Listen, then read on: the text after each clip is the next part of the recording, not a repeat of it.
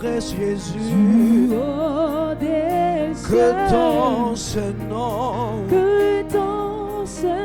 ce soir, Yahweh, soit glorifié. Mon Dieu, mon roi, Mon Dieu, mon roi, je n'ai que toi. des cieux, Que ton Saint-Nom, que ton Saint-Nom à présent et à jamais, soit glorifié. à perpétuité, mon Dieu, mon roi, Mon Dieu, mon roi, du haut des cieux, que ton Saint-Nom, que ton Saint-Nom à perpétuité soit glorifié.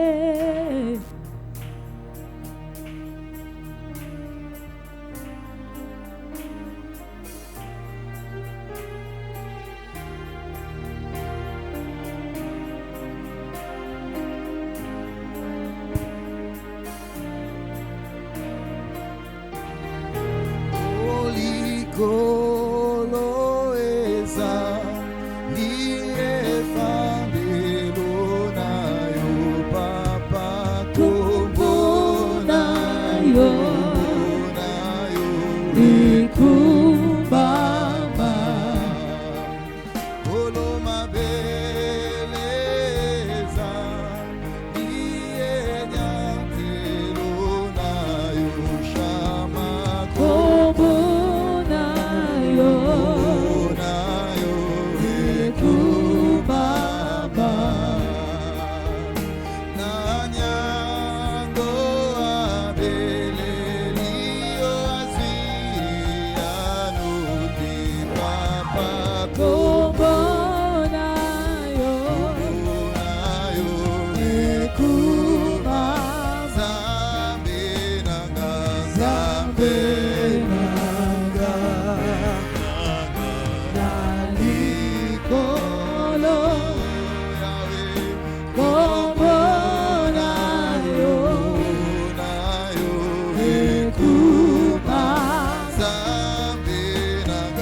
Zambe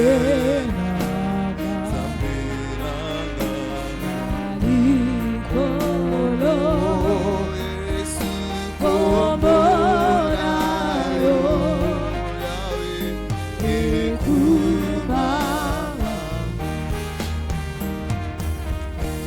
Merci Seigneur, merci pour ta grâce.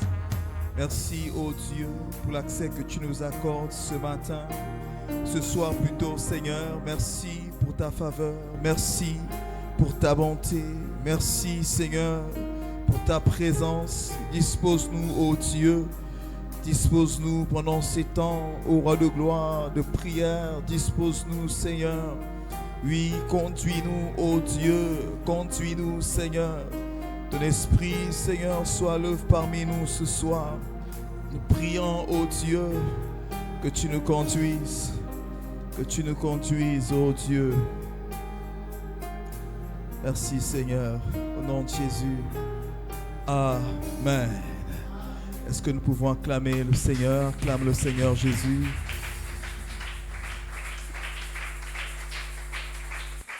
Amen, amen. Alors je te salue encore ce soir au nom de Jésus-Christ. Je vais lire la parole de Dieu dans Matthieu 25, versets 1 à 13. Matthieu 25, versets 1 à 13. Nous lisons la parole du Seigneur.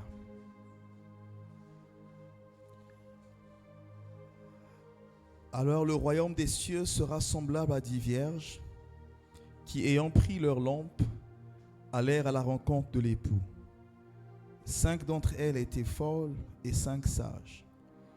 Les folles, en prenant leurs lampes, ne prirent point d'huile avec elles. Et les sages prirent avec leurs lampes de l'huile dans des vases.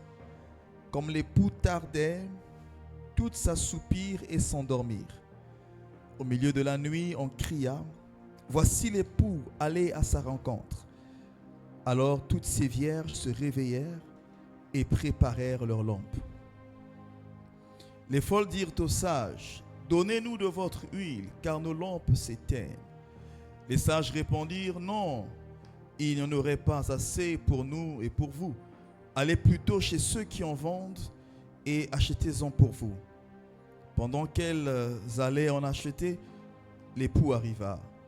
Celles qui étaient prêtes entrèrent avec lui dans la salle des noces et la porte fut fermée.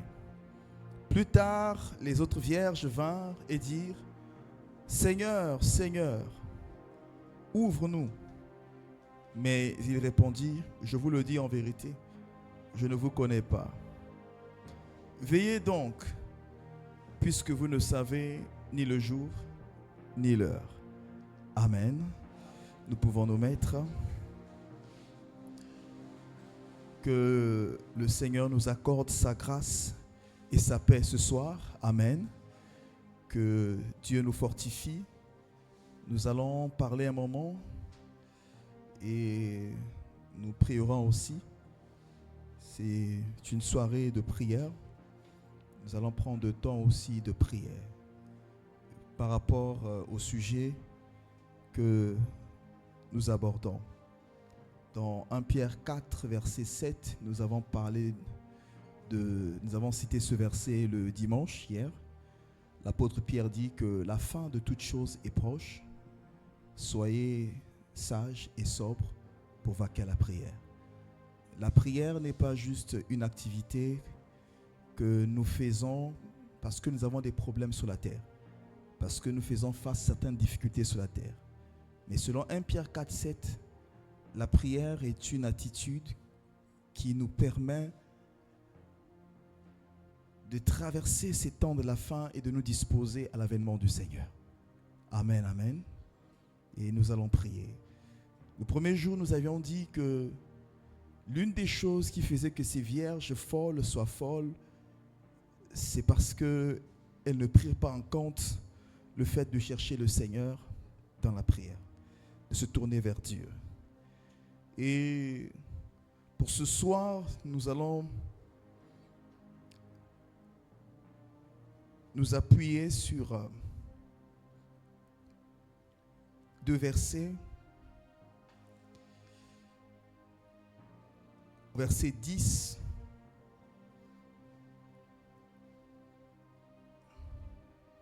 Verset 10.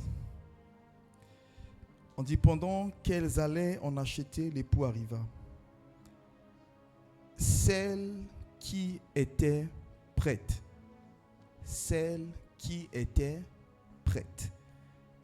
entrèrent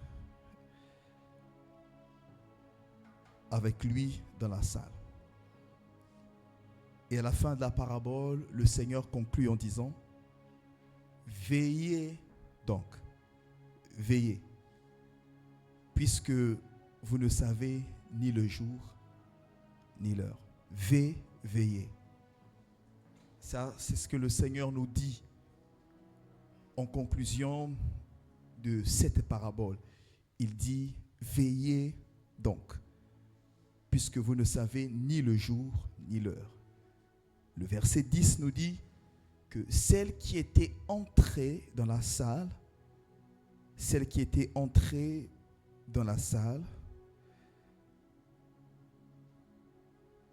ce sont ces vierges sages qui étaient prêtes.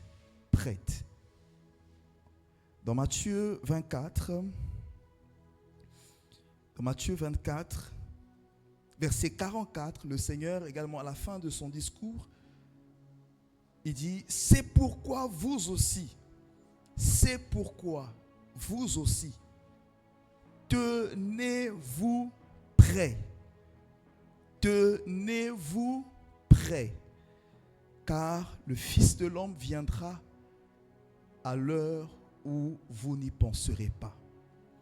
Je vous le dis, mes frères, mes sœurs, mes amis, le jour où Jésus reviendra, personne la veille ne fera un songe qui lui permettra de soupçonner. Je sens qu'aujourd'hui, Jésus va revenir. Pas possible. Il le dit lui-même. Le Fils de l'homme viendra à l'heure où vous n'y penserez pas. Amen. Mais qu'est-ce qui fera que vous partiez? Qu'est-ce qui fera qu'il vous prenne lors de l'enlèvement? Parce que vous savez qu'il va revenir. Amen. Et vous vous prépariez à cette venue, jour après jour. Jésus met l'accent sur le fait d'être prêt. Et j'interroge beaucoup le Seigneur par rapport à mes méditations. Mais j'ai dit, Seigneur, mais nous avons...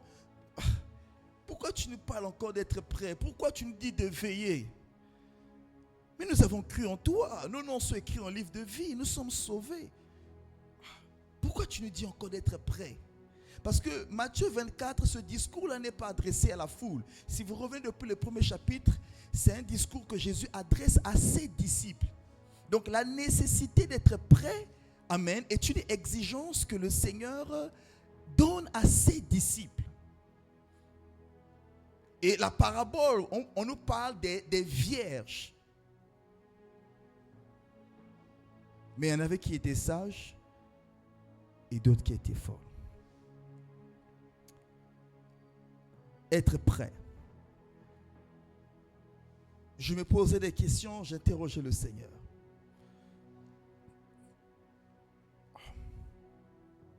Nous avons cru en toi. On avait chanté ça le dimanche. J'ai l'assurance d'être sauvé. J'ai donné ma vie à Jésus. Je suis sauvé. Mais pourquoi tu me dis encore d'être prêt?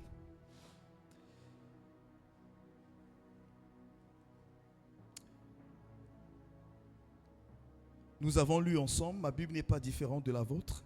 C'est Jésus qui dit ici, soyez, tenez-vous prêts.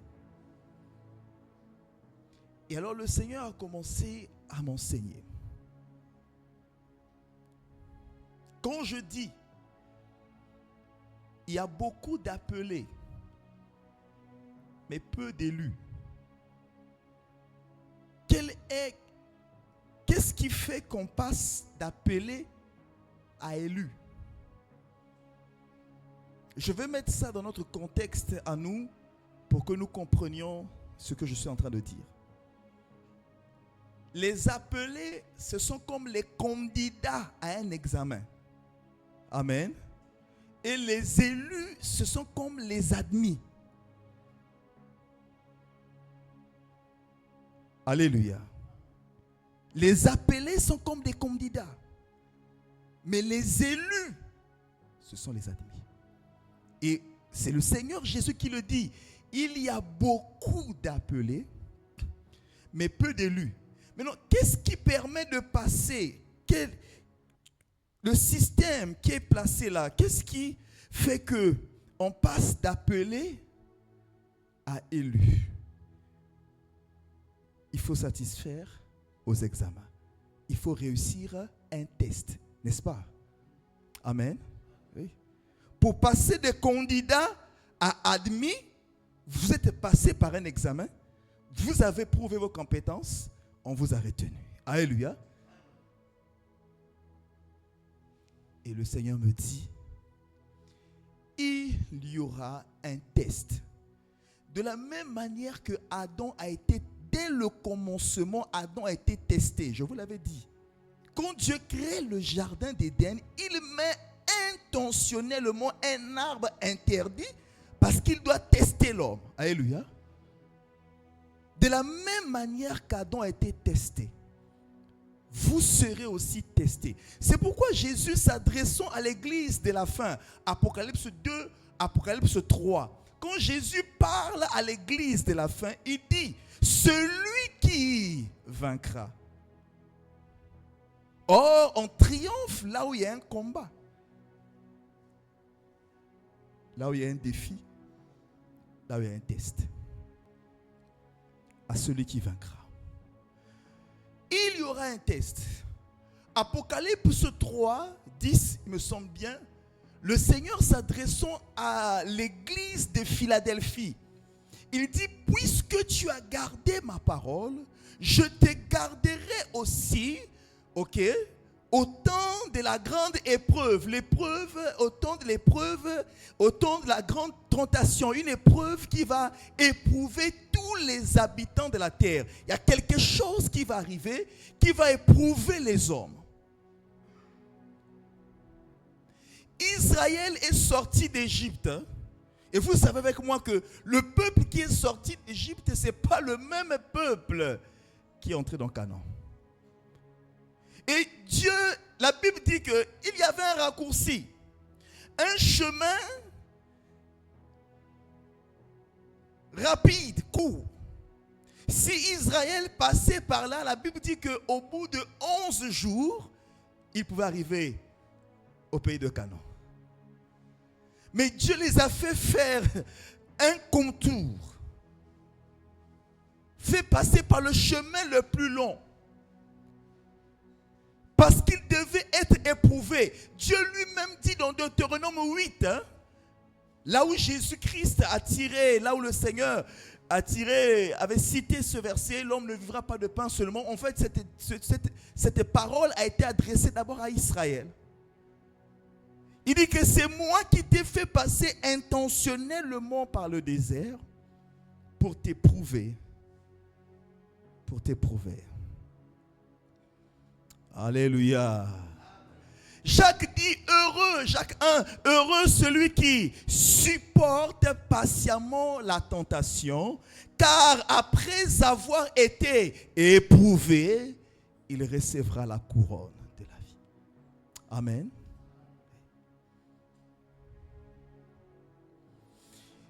Le Seigneur me dit, il y aura un test final. Ce que vous avez vécu avec la COVID-19, ce n'est que une préfiguration, une image de ce qui va se passer encore. Il y aura un test.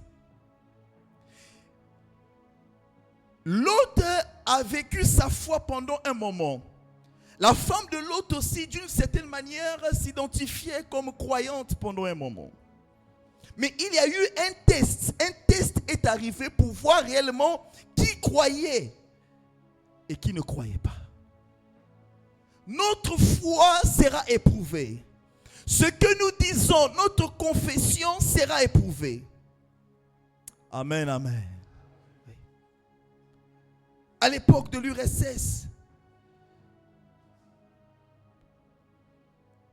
parmi les histoires racontées par cet écrivain, je pense que c'était un écrivain roumain, Rombrun, si je prononce bien le nom.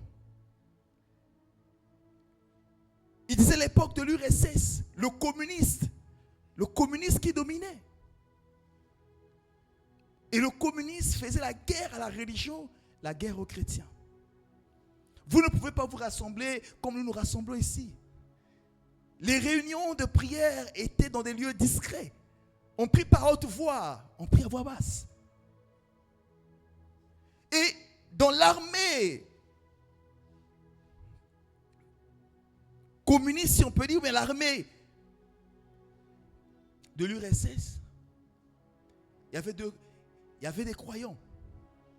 Et parmi lesquels 2 officiers, 2 soldats qui voulaient se rassembler avec les frères pour communier avec eux.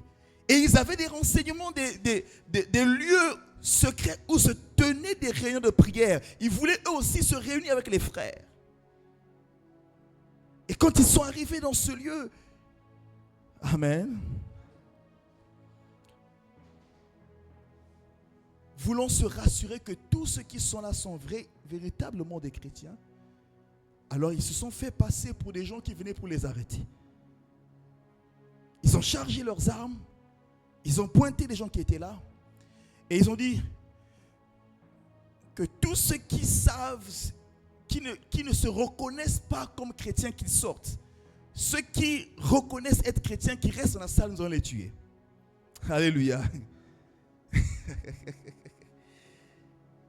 Et de ceux qui ont dit non, moi j'étais seulement venu accompagner le frère, je ne suis pas chrétien. Il est parti. Ah, moi, c'est le pasteur même qui me forçait là. Moi, là, sinon, affaire là, je ne suis pas dedans. Ils sont partis.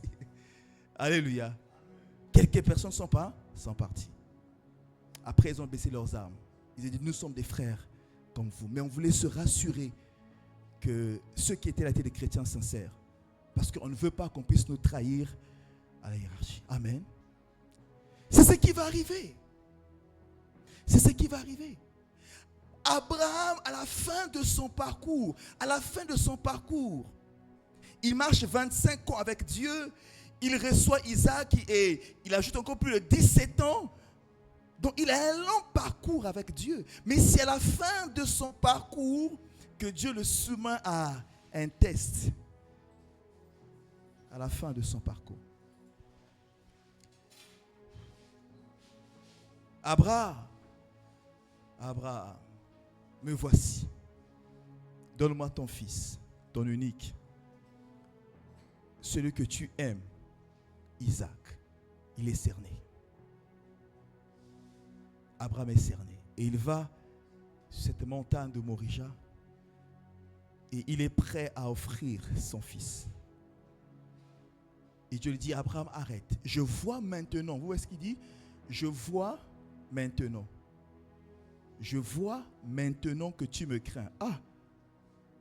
Donc, pendant toutes ces années-là, c'était quoi? Alléluia. Amen, amen. Je vois maintenant. C'est écrit, vous pouvez voir. Je vois maintenant Abraham. Après plus de 30 ans de marche avec le Seigneur. Dit Abraham, je vois maintenant. Écoutez mes amis, alléluia. La marche avec Dieu, c'est comme le parcours d'Abraham. Vous marchez jusqu'à un niveau où votre foi est testée et éprouvée. Alléluia. Et Jésus dit soyez prêts. Pourquoi il dit soyez prêts? C'est comme il s'adresse comme à des candidats. À un élève, quelqu'un qui prépare le bac, on lui dit qu'il faut te prêter.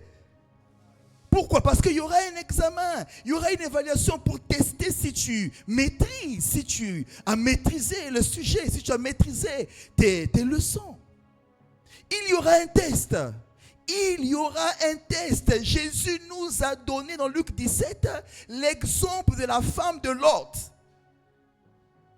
Il y avait un test. La femme de Lot disait que moi je suis croyante. Bon, le test est que vous devez sortir de Sodome. Les anges vont détruire la ville.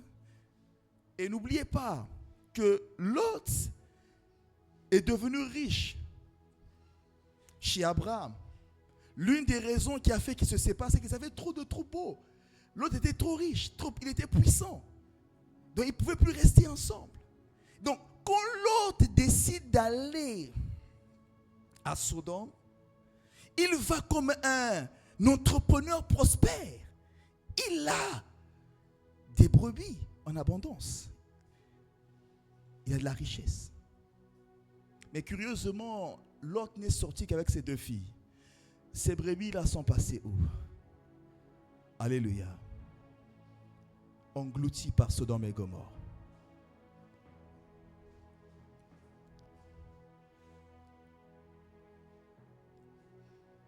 La femme de Lot aussi était là. Certainement, elle avait investi dans quelque chose. Les anges ont dit, c'est le temps de partir. Nous allons détruire la ville. Voici la consigne. Sortez de la ville. Ne regardez pas en arrière. Lot a imploré, dit, mais Seigneur, permettez-nous d'arriver jusque-là. Sinon pas, certainement, si nous sommes à proximité, le feu va nous atteindre. Permettez-nous. Il dit, allez-y, mais ne regardez pas en arrière. Ils sont partis. Et quand le feu, la foudre, quittait le ciel, commençait à détruire Sodome et Gomorrhe, la Bible dit que la femme de Lot a tourné les regards. Amen. Pourquoi? Parce qu'elle sortait physiquement, mais émotionnellement elle était toujours là-bas. Amen. Son cœur était encore attaché. Jésus a raison. Où se trouve ton trésor? Là se trouvera ton cœur. Alléluia. Et si le diable sait où se trouve ton cœur, tu es foutu. Alléluia. Tu es foutu. Si le diable sait où se trouve ton trésor, tu es foutu. Si ton trésor se trouve quelque part sur la terre, tu es foutu. Tu es foutu. Parce qu'il saura toucher, tenir à l'endroit qu'il faut pour manipuler ton cœur. Amen, amen.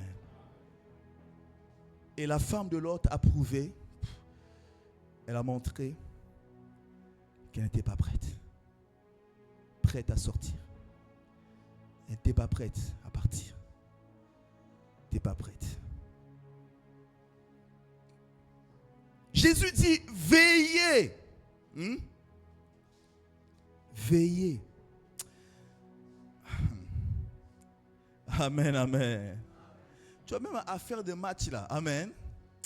Il faut voir ça de loin. Alléluia. Hein? Il faut voir ça de loin. Quand votre cœur s'implique tellement que vous avez un chagrin, ça vous affecte tellement que... Non, ça c'est pas bon. Amen. Mon frère, il faut veiller sur ça. Oui. On a entendu dire qu'il y a des papas qui ont fait des attaques cardiaques. Amen. Oui, on doit veiller sur ça.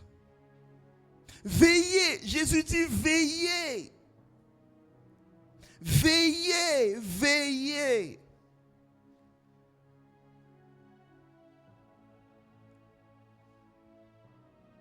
Il y a beaucoup de points à développer sur ça, veillez. Mais pour ce soir, le Seigneur lui dit, veillez à être prêt pour le jour où Christ reviendra. Veillez à être prêt. La nécessité d'être prêt. Parce que notre foi sera testée. Amen. Moi qui suis prédicateur, oui, tu prêches, il n'y a pas de problème. Ce n'est pas ça qui impressionne Dieu. Amen. Nous serons tous éprouvés. C'est pourquoi le Seigneur nous dit à nous prédicateurs de faire ce que Jean avait fait. Avant, quand tu reçois une révélation, vraiment, ça c'est merveilleux. Tu veux tout de suite aller proclamer cette révélation. Mais le Seigneur a dit à Jean, Apocalypse 10, prends le livre ouvert. Le livre ouvert, c'est la révélation. Mais ne le proclame pas. Ne lis pas le livre. Prends le livre, avale-le. Amen. Intériorise ça, que ça entre, que ça devienne un avec ton caractère, que ça fasse un avec toi. Et à la fin d'Apocalypse, après on dit à Jean, prophétise maintenant sur les nations. Alléluia. On ne dit pas Jean, prends le livre comme ça et lis. Dieu me dit, vous prédicateurs, c'est ce que vous lisez le livre. Amen. Vous recevez quelque chose et vous allez proclamer sans d'abord intérioriser ça, sans être devenu un avec cette révélation. Amen. Mais on a dit à Jean, mange d'abord, deviens un. Et ensuite, proclame. Je suivais une fois parler des congrès. Un père. Il ne disait pas des choses compliquées, papa. C'était l'évêque Léon Miyunaj. Il ne disait pas des choses compliquées. Mais vous sentez qu'il dit des choses qui font partie intégrante de son système, de sa façon de faire. Donc, il dit des choses qu'il a vécues. Alléluia. Et on dit de Jésus, acte 1, verset 1, tout ce qu'il commençait de faire et d'enseigner. Il n'enseignait pas d'abord, mais il faisait. Et ce qu'il faisait, c'est ce qu'il enseignait. Amen.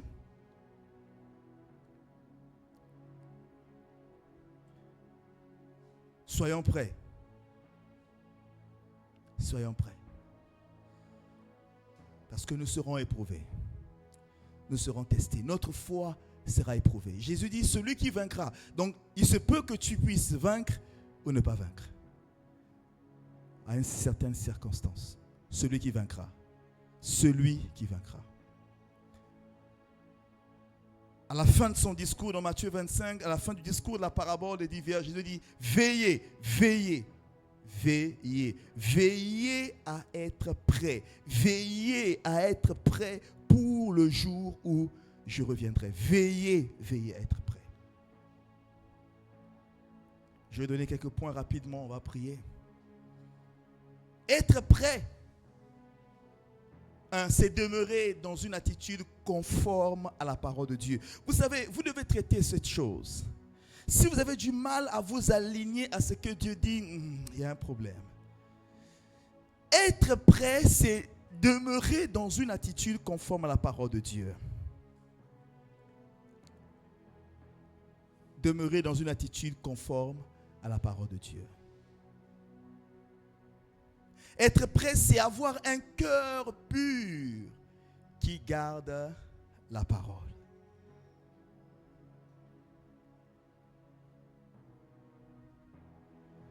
Je disais, être prêt, c'est demeurer dans une attitude conforme à la parole de Dieu. Jean 15, il dit, si vous demeurez en moi et que mes paroles demeurent en vous. Être prêt, c'est avoir un cœur pur qui garde la parole. Heureux ceux qui ont le cœur pur. Être prêt, troisièmement, c'est atteindre une position de maturité et de fermeté qui est le résultat d'un processus de consécration à Dieu.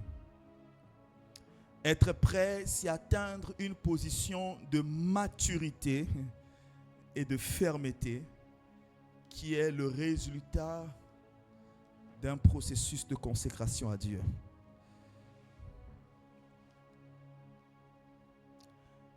Amen.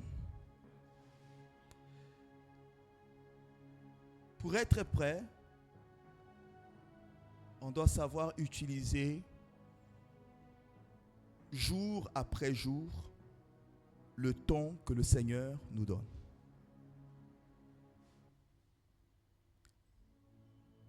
Si un examen, par exemple le bac, est fixé pour le mois de juin 2026, de juin 2026 jusqu'à, de juin, si on recule, jusqu'à octobre 2025, il y a plus ou moins 9 mois pour que le candidat se prépare. Amen.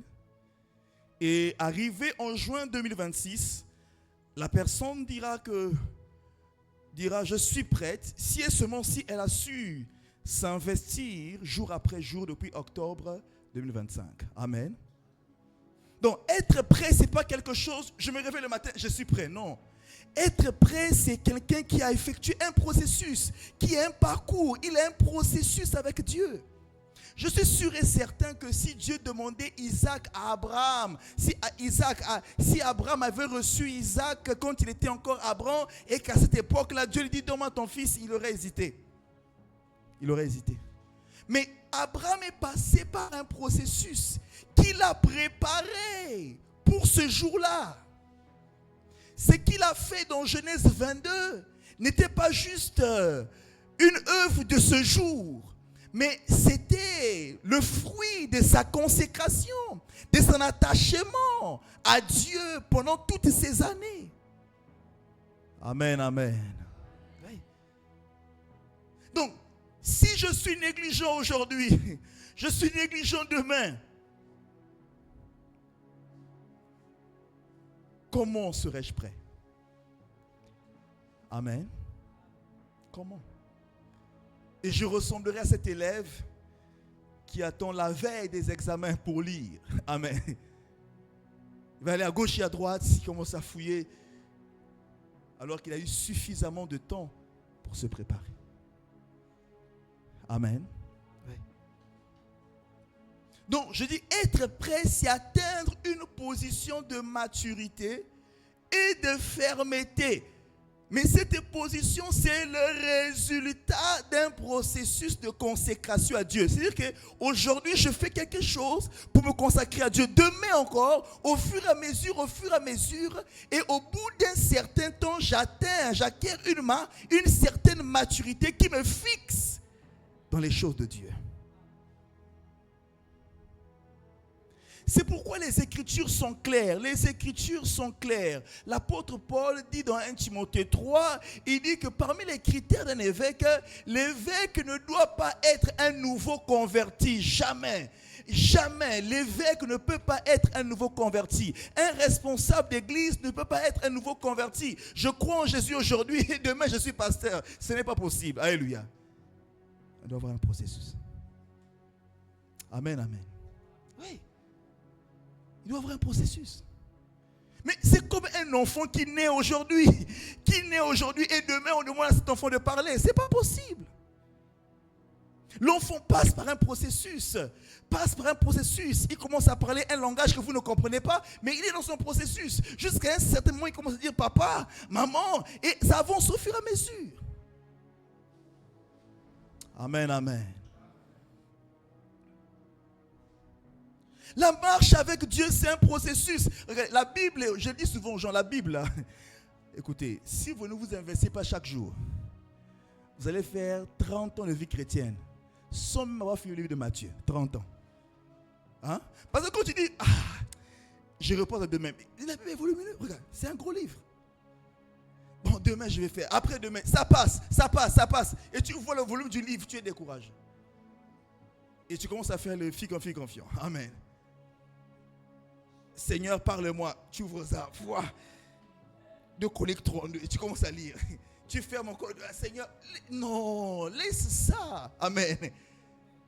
Amen, amen. Donc vous croyez que le Saint-Esprit était bête pour mettre Genèse. Après Genèse, il met Exode. Après Exode, il met Lévitique et ainsi. Donc cet ordre-là, ça a été mis au hasard. Et toi, tu commences à faire fille confiant. Amen. Non, bien-aimé. La Bible même te montre que si tu ne t'investis pas chaque jour, tu ne pourras pas. Et vous allez voir, même des prédicateurs, papa, faire des citations qui ne se retrouvent pas dans la Bible. Amen. Aide-toi et le ciel t'aidera. C'est écrit où? Amen. Frère, c'est écrit. La Bible dit, aide-toi, le ciel t'aidera.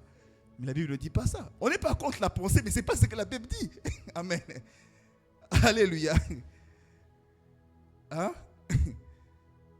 Et pourquoi? Parce qu'on se dit que bon, comme c'est un gros livre, c'est sûr, c'est seulement quelque part là-bas. C'est quelque part là-bas sur le monde. Si vous fouillez, vous allez trouver ça.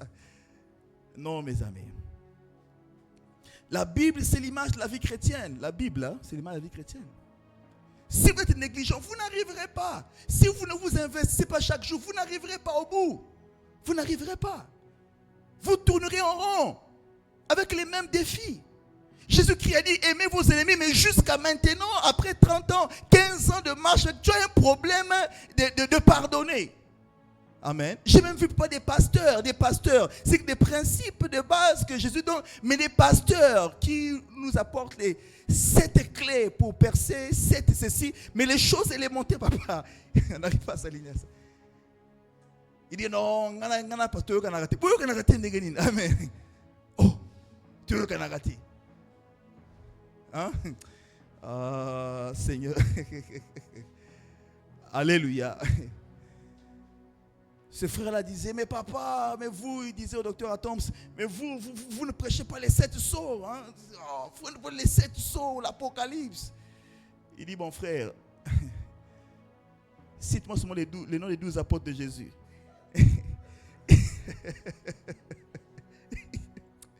Amen, amen. Alléluia. Ah, Seigneur. C'est compliqué, hein? C'est compliqué.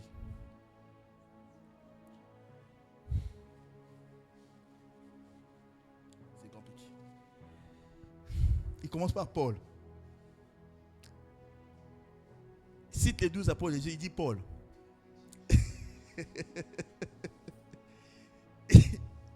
Le pasteur dit, tu vois, 12 apôtres là, tu ne connais pas encore. Mais non, c'est 7 sceaux que tu veux connaître, frère. Amen, amen. C'est ça. C'est ça.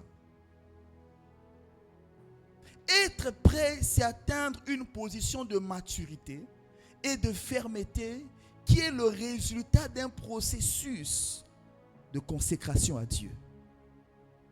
Amen. Consécration à Dieu. Parce que je me rapproche un peu plus du Seigneur aujourd'hui. Je me rapproche encore un peu plus aujourd'hui. Demain encore, je me rapproche. J'ai ma Bible, je lis un chapitre aujourd'hui. Oui. Demain, je lis encore. Je suis en train d'avancer. J'avance. Je lis encore, j'avance. Je prie encore, j'avance. Je découvre une faiblesse. J'expose ça au Seigneur dans la prière. J'avance. Mais il y a des gens qui entretiennent encore leur faiblesse. Donc, vous savez que moi, je suis colérique. Oh, mais tu es colérique, mais ça rime pas avec ta nature d'enfant de Dieu. Amen. Non. Alléluia. Chaque jour. Il y a une sœur qui n'avait pas le temps pour les cultes. Elle était toujours, elle fait des activités. Elle n'avait pas le temps. Elle vendait des légumes au marché. Et elle a fait un songe un jour. C'était l'enlèvement. Les gens montaient. Et elle aussi a commencé à monter. Mais ces légumes l'ont rattrapé. Amen. Les légumes l'ont tenu au pied. Il dit, tu vas nous laisser. Amen. Amen.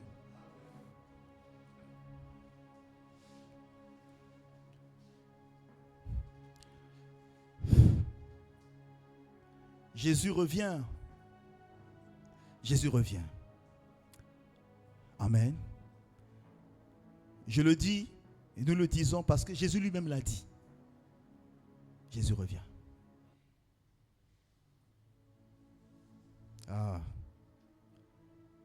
Être prêt, c'est atteindre une position de maturité. Et j'ai demandé encore au Seigneur, mais la maturité, il me dit, la maturité, c'est la perfection intentionnelle d'un cœur qui cherche à vivre comme Christ.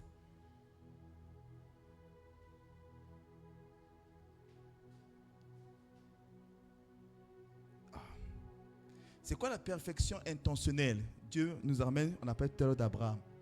Abraham n'avait pas offert Isaac en sacrifice, vous le savez. Amen. Amen. Mais dans Hébreux 11, on dit que ce n'est pas la fois que Abraham offrit Isaac. Amen. Alors qu'il ne l'avait pas offert. Mais pour Dieu, il avait offert. L'intention d'Abraham était déjà d'offrir Isaac. Il n'allait pas hésiter. Quand il avait levé le poing, il n'hésitait plus. Il était prêt à le faire. Et Dieu a validé son intention. Quoi qu'il ne l'avait pas fait. Amen.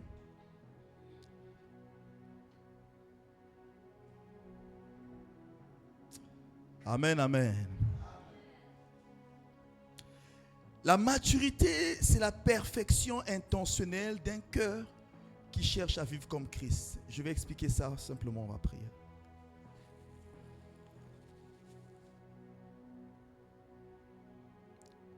Jean dit, si quelqu'un dit, 1 Jean 1, si quelqu'un dit qu'il n'a pas de péché, c'est un menteur. C'est que si quelqu'un dit qu'il ne fait pas d'erreur, parce que pas de péché, ce n'est pas la pratique du péché. S'il ne fait pas d'erreur, amen, c'est un menteur. Parce que d'une manière ou d'une autre, nous commettons des erreurs. Mais le même Jean dit dans 1 Jean 3, celui qui est né de Dieu ne pêche point. C'est qu'il n'est pas intentionnel dans la pratique du péché, non. Alléluia. Même quand il commet une erreur, mais cette erreur-là, dans son intention, ce n'était pas de faire cela. Amen. Est-ce que je me fais comprendre? Alléluia. Je peux avoir l'intention, par exemple, le frère Vince peut être diabétique. Il y a des choses qu'il ne consomme pas. Donc, moi, je veux lui faire du bien. Ok? Et je ne sais pas quel est son régime alimentaire. Dans ma volonté de lui faire du bien, je lui apporte des choses que lui ne consomme pas. Ça lui fait du mal. Amen. Mais mon intention n'était pas de lui faire du mal. Vous comprenez? Alléluia. C'est ça.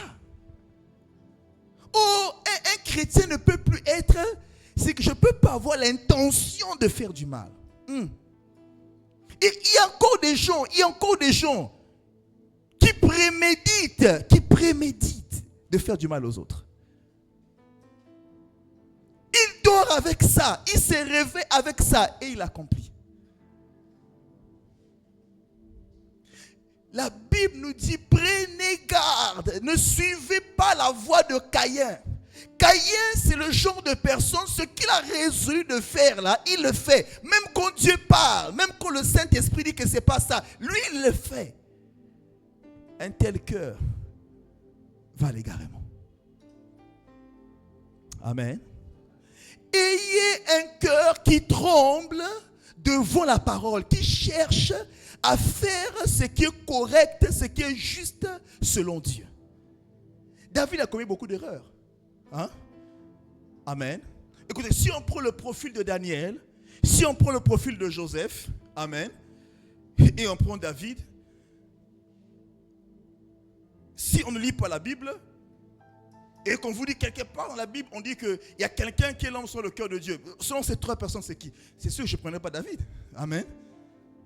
Écoutez, alléluia. Joseph a un zéro faute. Alléluia. Parcours exceptionnel. Daniel a un zéro faute. Parcours exceptionnel. Amen.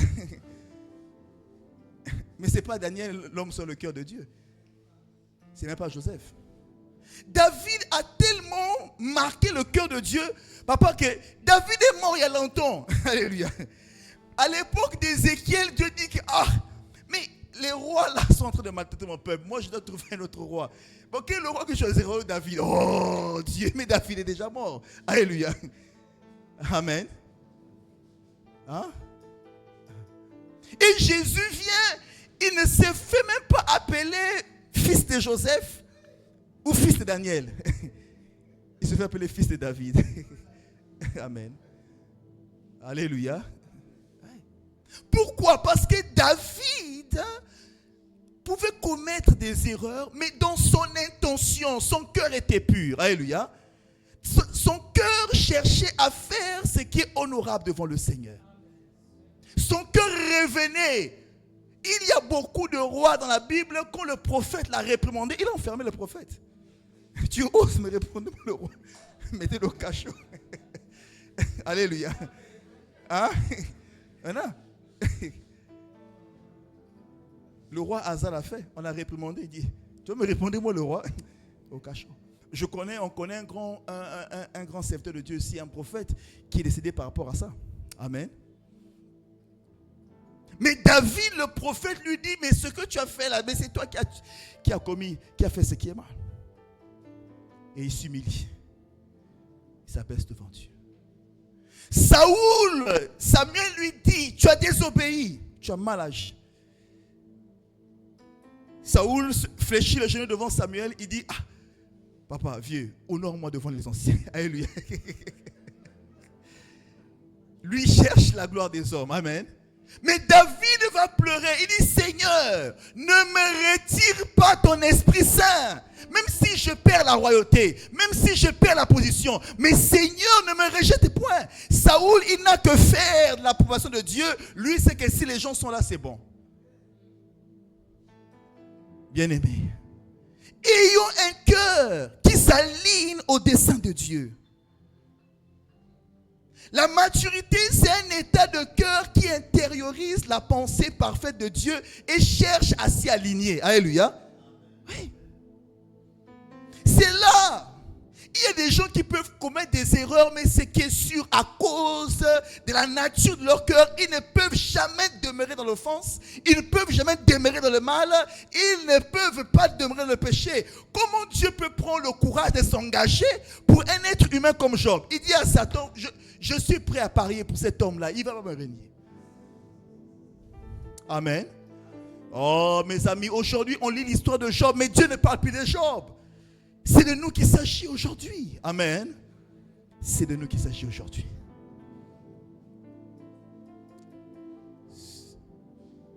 David, c'est quelqu'un qui, il il a dit, oh Seigneur, tu le désires, nous offrons nous holocauste. Oh. Donc depuis l'Ancien Testament, il savait que le système de l'Ancien Testament n'était pas la perfection. Amen, amen. David n'était pas un prophète du genre, je vois, Dieu me montre. Non. Il était prophétique par ses attitudes et par l'alignement de son cœur. Amen.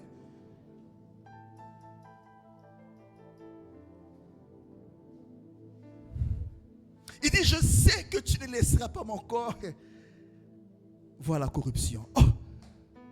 Et il parle de la résurrection, papa. Alléluia. Il parle également du sacerdoce de Melchisédek. Un sacerdoce qui était, à son époque, c'était le sacerdoce de Moïse. Amen. Pourquoi? Parce que c'est un cœur, il avait un cœur qui cherchait à s'aligner, qui recherchait la perfection de Dieu, qui cherchait à s'aligner au cœur de Dieu. Amen, amen.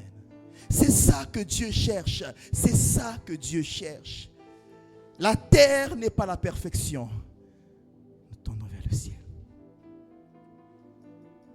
Alors on va prier le Seigneur. Demande ce cœur-là à Dieu. Je peux commettre des erreurs, mais mon intention, mon cœur est pur. Mon intention, mon désir, c'est de s'aligner à ce que Dieu dit. Je ne tiendrai pas une attitude dont je sais que la parole me réprimande. Non, je ne tiendrai pas cette attitude. Je ne veux pas demeurer dans une position dont je sais que la parole de Dieu me réprimande, m'interdit de demeurer dans cette position. La parole me dit, le soleil ne doit pas se coucher sur ta colère, mais il y a des gens qui passent toute une nuit en colère contre son frère, contre sa soeur, contre quelqu'un. Mais connaissant cette parole, non, bien-aimé, ayons un cœur. De là où tu es assis, j'aimerais que tu dises à Dieu, Seigneur, donne-moi ce cœur. Aligne mon cœur au tien. Donne-moi un cœur. Jésus a dit, soyez parfaits. La perfection ne se trouve pas dans nos actes forcément, mais la perfection, c'est dans l'intention de notre cœur. Soyez parfaits, comme votre Père Céleste est parfait. Dis, Seigneur, rends mon cœur parfait. Parfait dans son alignement à tes intentions. Rends mon cœur parfait afin que je fasse comme tu désires. Prie là où tu es bien-aimé. Prie le Seigneur. Prie le Seigneur. Dis à Dieu, rends mon cœur parfait. Prie le Seigneur. Dis à Dieu, rends mon cœur parfait. Prie le Seigneur. Prie le Seigneur. Prie le Seigneur. Alléluia. Alléluia. Oh Jésus. Jésus. Yes. Yes. Alléluia. Alléluia. Oh Jésus. Jésus. Emmanuel. Alléluia. Rends mon cœur parfait. Conduis-moi à un état de cœur parfait. À un état de cœur parfait. Un état de cœur qui cherche à s'aligner aux intentions de Dieu, qui cherche à s'aligner au cœur de Dieu, qui cherche à s'aligner à la pensée de Dieu. Rends mon cœur parfait. Oh Seigneur, oh Dieu, rends mon cœur parfait. Rends mon cœur parfait. Alléluia. Je peux avoir des erreurs, je peux commettre des erreurs, mais que ce ne soit pas des erreurs intentionnelles, que ce ne soit pas des fautes intentionnelles, que mon cœur soit pur. Alléluia, rends mon cœur parfait, oh Dieu. Alléluia, alléluia, oh Seigneur, rends mon cœur parfait, parfait, Jésus. Alléluia, alléluia, oh Jésus. Alléluia, alléluia, alléluia. Seigneur Dieu, rends mon cœur parfait. Alléluia, alléluia, rends mon cœur parfait. Alléluia. Bien-aimé, on va encore prier le Seigneur. On va encore prier le Seigneur. Dis à Dieu, apprends-moi à réagir selon ta parole. Apprends-moi à réagir selon la direction de l'Esprit. Parce que les circonstances de ta vie, ce sont des contextes de formation. Là où tu travailles, là où tu vis, c'est un contexte de formation. Les comportements des gens qui t'environnent, c'est un contexte de formation. Tu vois quelqu'un, il ne te parle toujours mal. Tu vois quelqu'un, frère, c'est un contexte de formation. Dieu te voit, comment tu réagis par rapport à ça. Dieu te voit. de te voir. Alors dis à Dieu, Seigneur, apprends-moi à réagir de la bonne manière. Tu me vois, Seigneur, dans ma famille. Tu me vois. Apprends-moi à réagir de la bonne manière. Car je suis dans un contexte de formation. Apprends-moi à réagir de la bonne manière. Apprends-moi à réagir de la bonne manière. Élève la voix, prie le Seigneur, alléluia. Élève la voix, prie le Seigneur, alléluia. Oh, yes, élève la voix, prie le Seigneur. Dis à Dieu, apprends-moi à réagir de la bonne manière. Apprends-moi à réagir de la bonne manière, oh Seigneur. Apprends-moi à réagir de la bonne manière. Apprends-moi à réagir de la bonne manière. Alléluia. Apprends-moi à réagir de la bonne manière. Apprends-moi à réagir de la bonne manière. Apprends-moi à réagir comme il se doit. Apprends-moi à réagir, oh Seigneur, conformément, oh Seigneur, à ta parole, à la direction de l'Esprit. Apprends-moi à réagir. Ya, ya, ya, ya. Ya, ya, ya. Alléluia, alléluia, alléluia. Apprends-moi à réagir de la bonne manière, Seigneur. Apprends-moi à réagir de la bonne manière, oh Dieu. Apprends-moi à réagir de la bonne... Seigneur, alléluia. Apprends-moi à réagir de la bonne manière, Jésus.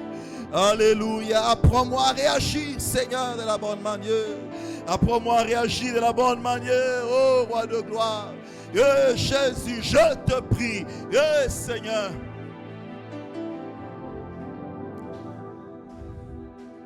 Bien-aimé,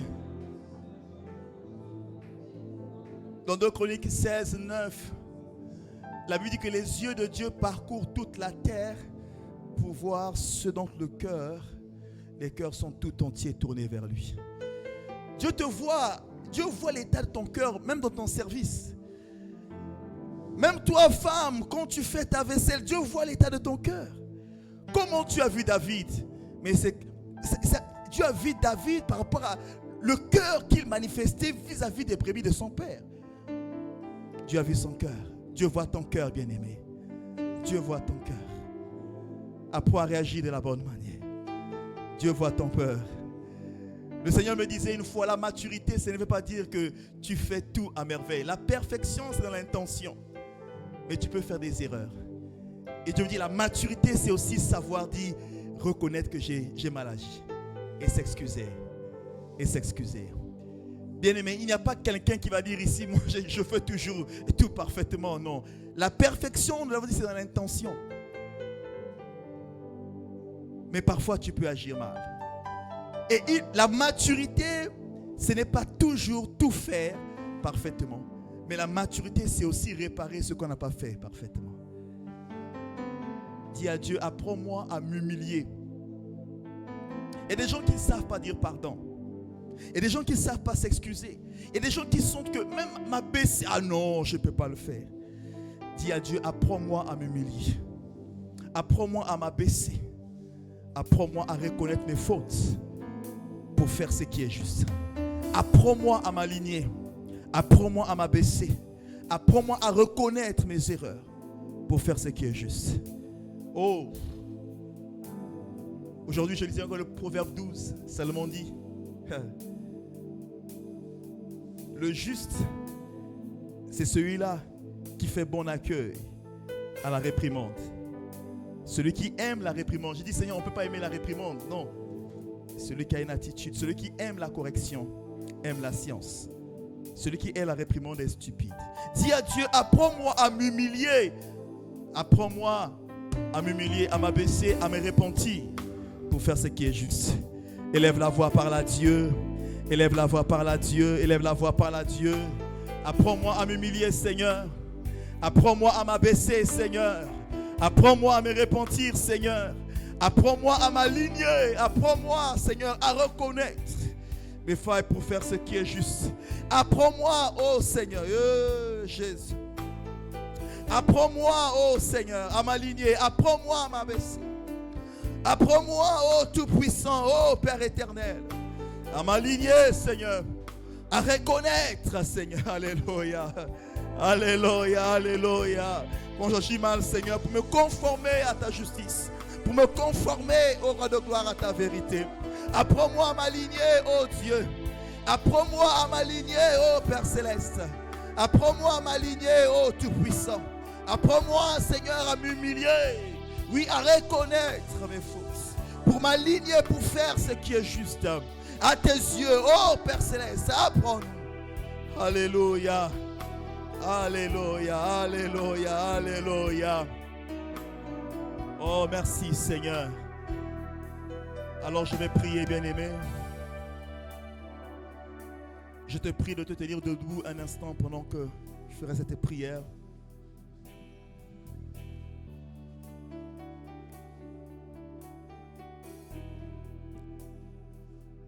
Nous commençons l'année. Engage un processus de maturité. Nous commençons une nouvelle année. Ne regarde pas seulement au projet professionnel. Ne regarde pas seulement au projet entrepreneurial. Mais regarde aussi à ta vie spirituelle. À ta relation avec Dieu. Regarde à ta relation avec Dieu.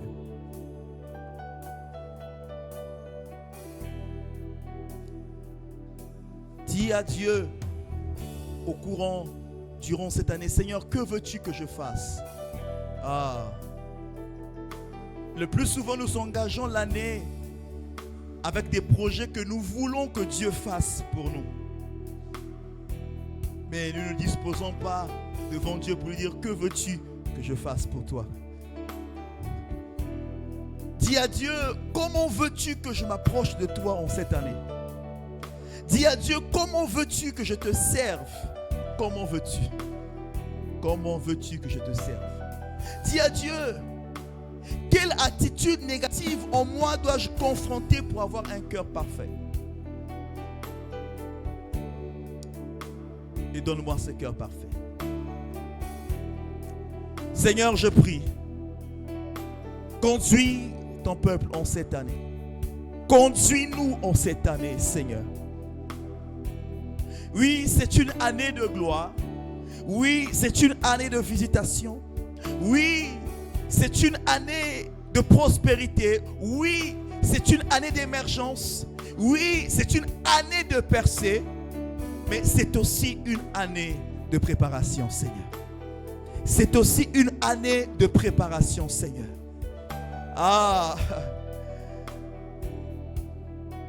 Ce figuier devait être coupé.